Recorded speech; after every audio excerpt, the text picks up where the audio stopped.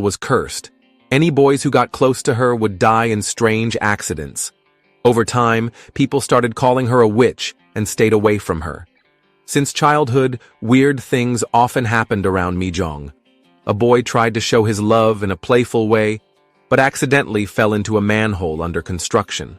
Another boy shyly gave her candy on White Day, but got hit by a car on his way home. At first, Mi-jong thought these were just coincidences.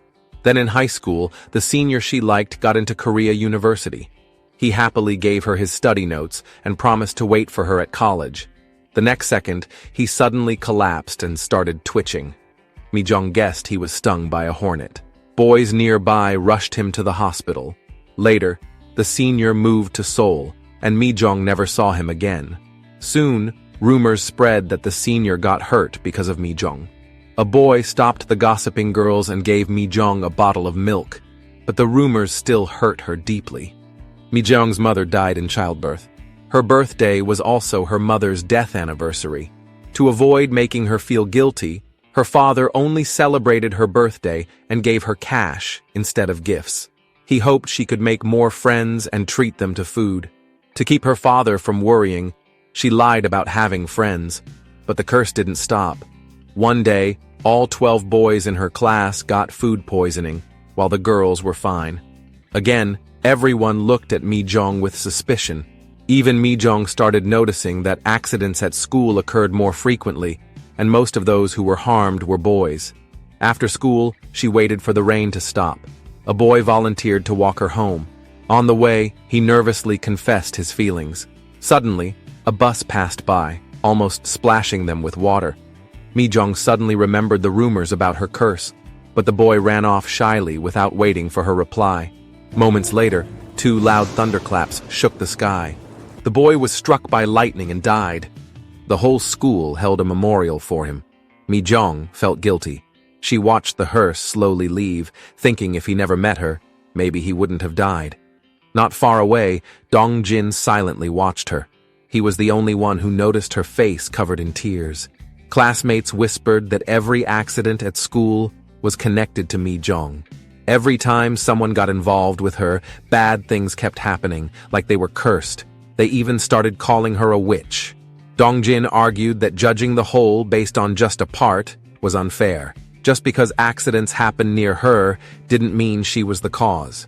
Soon after, the school went on a picnic, and Dong-jin was in charge of taking photos. Through his lens, he saw Mi-jong reading alone and secretly took her picture. During lunch, a boy gave Mi-jong a drink. She quickly stopped his confession and ran away in panic. Still, the boy ended up with a serious leg injury. Dong-jin saw Mi-jong stand up in fear, trembling all over. After the trip, he rushed to develop the photos. Looking at her close-up, he noticed she seemed unhappy. The next day, the injured boy came to school on crutches. He seemed to blame Mi-jong for his injury and told his friends to stay away from her. Over time, Mi-jong spoke less and became afraid of meeting people. Dong-jin noticed she always sat alone on a bench at lunch under the harsh sun. Remembering his mother was the PTA president, he hurried to help at her store. After cheering his mother up, he suggested putting a sunshade in front of the school warehouse. His reason was that after playing soccer, sitting there in the sun could lead to skin cancer. His loose mouth got him a beating, but his mother still agreed. Seeing Mi-jong enjoying her lunch in the shade, Dong-jin felt satisfied. However, accidents, big and small, kept happening at school. All the victims were boys who had spoken to Mi-jong. Slowly, boys started avoiding her. Rumors spread like wildfire. Tae-gyun even told everyone that Mi-jong's mother died in childbirth, calling her a cursed witch. At night, Mi-jong felt the most at peace. Her father saw her always studying alone in the room and explained he could afford to send her to tutoring. She proudly said she didn't need it and still got good grades, but her father still noticed she was troubled. Mi-jong smiled and seriously said, noting bad happened. In the days that followed, she attended school quietly and without drawing attention of herself. A boy felt sorry for how unfairly she was treated and comforted her, saying the accidents were just coincidences. Just then, some girls passing by and saw them talking. Mi-jong ignored him and walked away. The stubborn boy followed her and even confessed his feelings. At that moment, Mi-jong noticed the broken high-voltage box. Before she could warn him, the boy was hit by a snapping wire. Another tragedy happened. Now, everyone was convinced that she was a witch and stayed away from her. Only Dong-jin stood there, watching her sad face. Even the place where she used to sit was covered in insults. Inside the school, there was no place for her. Before leaving, she turned around as if sensing something. Dong-jin was looking at her gently. He waited anxiously for the break, planning to walk up to her and say, "Hi, I'm Lee Dong-jin." But Mi-jong never returned to school. Her father was angry she quit school without permission. She said nothing, hiding under the blanket and crying. To figure out the truth, Mr. Park went to ask her classmate Da-eun. She told him everything Mi-jong had gone through. At that moment, Mr. Park finally understood his daughter's pain. With red eyes, he packed her bag and lunchbox. Before leaving, he saw Dong-jin cleaning the graffiti on her bench. Unlike the others, Dong-jin never believed the rumors. One day, he would prove Mi-jong wasn't a witch.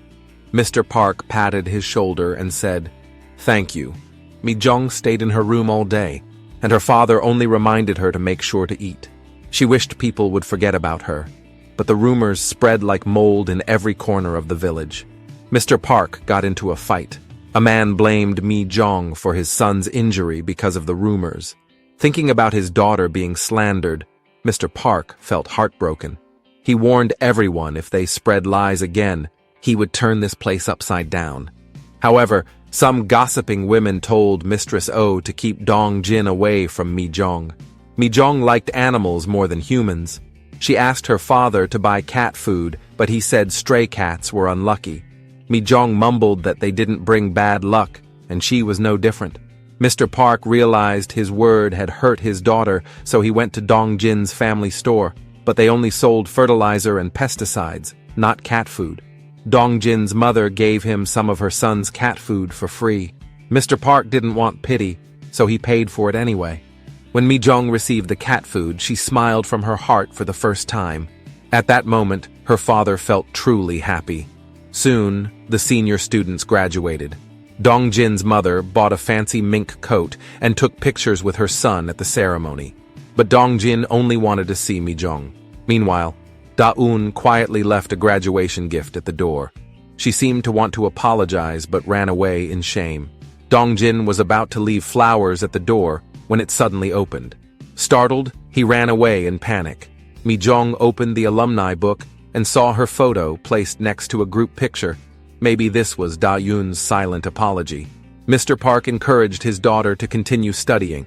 If she took the qualification exam, it was like getting a high school diploma, and she could still go to college. He wanted to take her to Seoul, far from this painful place. As he spoke, his periodontitis flared up again. He promised that once they moved to Seoul, he would see a dentist first thing. Encouraged by her father, Mi-jong regained hope and started studying again. When it was time to harvest potatoes, Mi-jong didn't want her father to work alone and went to the field help him. Suddenly, a venomous snake came out of the ground and bit her ankle. Mr. Park